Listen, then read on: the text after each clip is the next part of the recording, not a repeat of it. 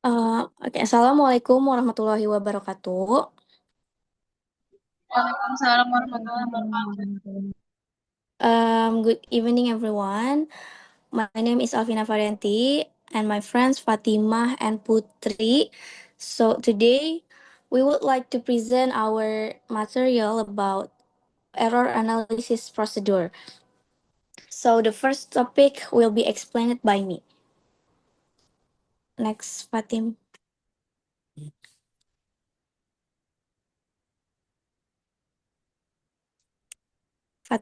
boleh next?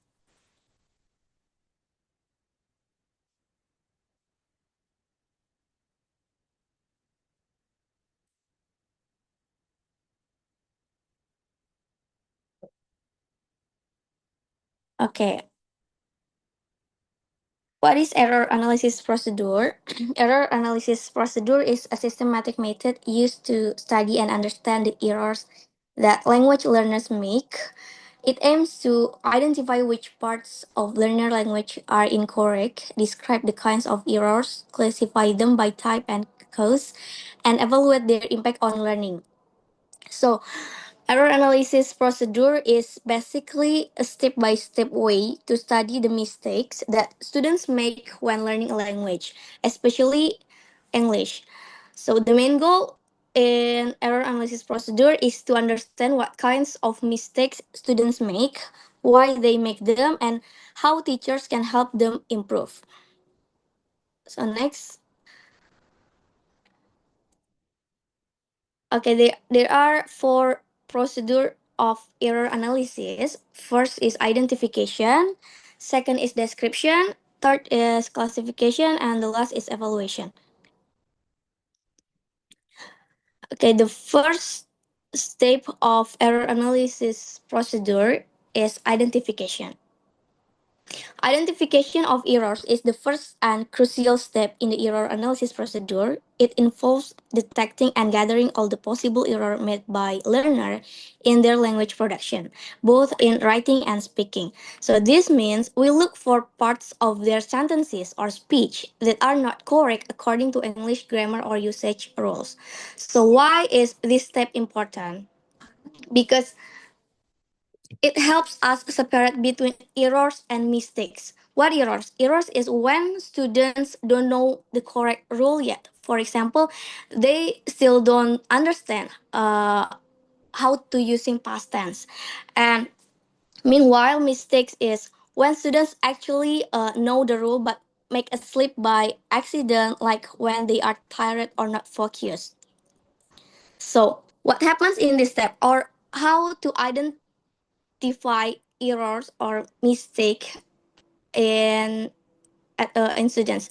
So first is teachers or researcher collect samples of students' language use. For example, from essays, from speaking transcript, and from test answer. And then they read or listen carefully to find sentences that are not correct. And third, these wrong parts are then marked as potential errors to be analyzed later. So at this stage, when we identify error, we don't classify the errors yet, like whether it's grammar, vocabulary, or spelling. We just find and note them. So from here, we know that identification process is the foundation for the next steps, namely describing, classifying, and evaluating errors. When we identify errors correctly, teachers can understand what parts of English students still struggle with and then give better feedback and practice. So the next explanation we will be explained by Putri.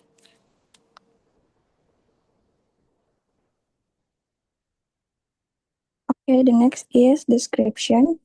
The description of error is such as an important stage in the process of error analysis.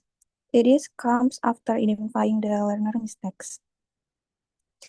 And at this stage, errors are analyzed based on their linguistic feature. And according to Carder in 1967, errors reveal the learner's interlanguage and thought process. In this process, each error should be described systematically based on its linguistic features. And generally, errors can appear in several aspects of language structure. Like the first is in morphological errors, which involve the form of words. For example, missing plural endings or incorrect verb conjunction. And the second is syntactic errors, which involve sentence structure, word order, or the relationship between subjects and verbs.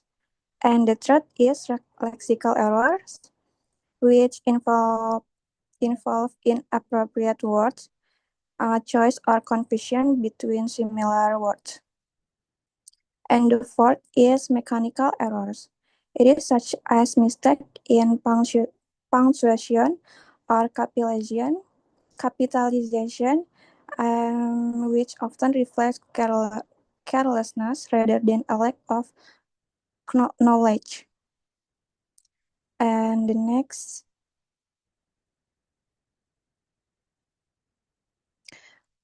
is classification.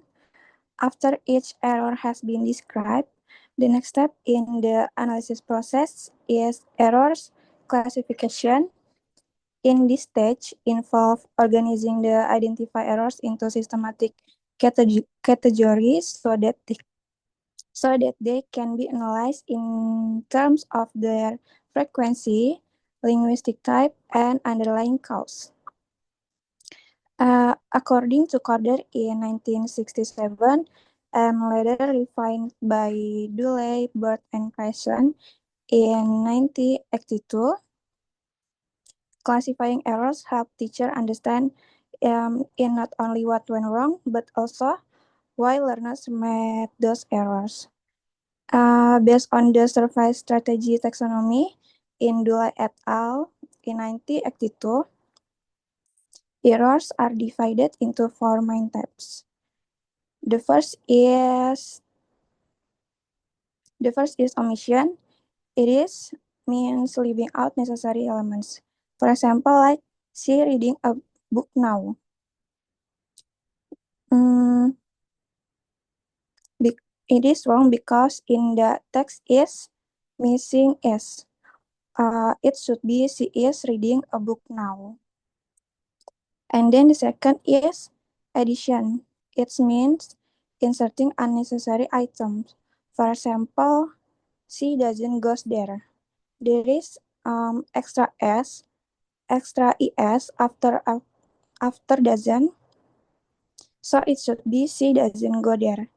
In here, no need to add the es. And then the third is misinformation. It is mean using an incorrect form or structure. For example, like he ate the cake.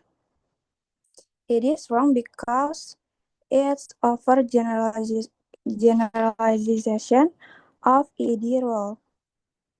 It should be he ate the cake.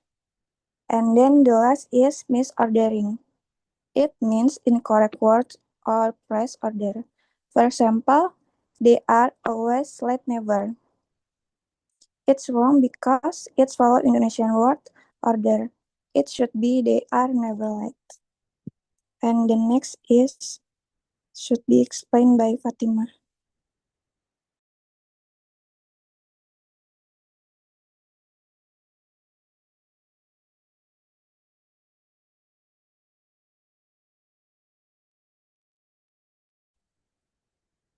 Okay, thank you, Putri. Okay, we move to the next part. Next part is evaluation. So after we identification the problem, description, and then the classifications, we move to the evaluation part. So what's that evaluation? It is talk about how serious the error is. I didn't say that the error is not important or not serious, yeah, but all of the errors is really important. Sorry, I mean serious to solve. But in evaluation, we decided we as a teacher decided actually how serious the error is. So, for example, like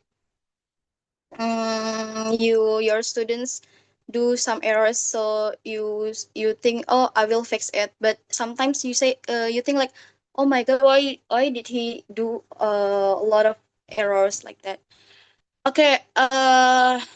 In general, the more an error interferes with a listeners or readers' understanding, the more serious it is considered. So we talk about how serious the error is, or how affect the communication, how affect it into the communications. Evaluations divided into two parts: local errors and the global errors. Local errors only affect the one part of the sentence which is grammatically incorrect but still understandable. And then the second one is global errors, affect the overall sentence organizations and cause misunderstanding or difficulty in interpreting the message.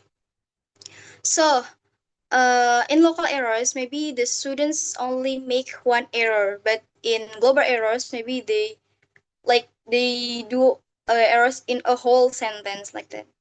For example, like I want an hot dog.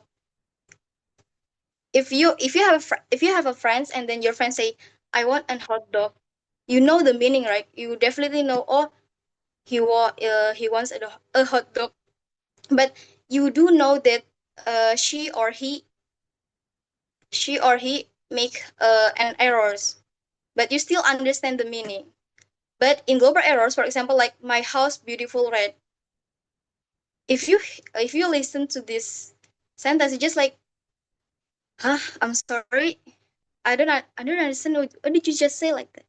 And then the second example is yesterday for local errors. Yeah, yesterday I go to school. If you're a teacher and then you have students just say yesterday I go to school, you are as teacher, of course you understand.